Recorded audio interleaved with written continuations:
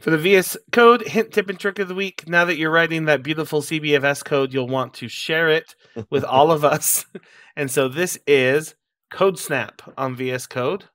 I will share my screen locally here for anybody on the video podcast.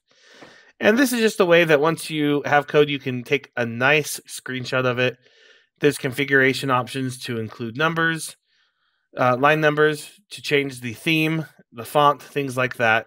So you can easily share this code on your favorite social media platform and show everybody how awesome you are. So, or to show them what problem you're having. To open yourself up to merciless code reviews.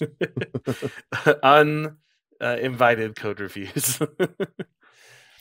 But all of us at times need to share a screenshot of the code to show kind of what we're doing. Maybe you're making documentation for a site and you want to screenshot it. So this is a great tool right in VS Code to take a nice screenshot.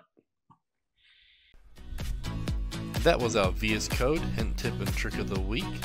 Brought to you by Modernize or Die Podcast, CFML News Edition, proudly sponsored by Order Solutions.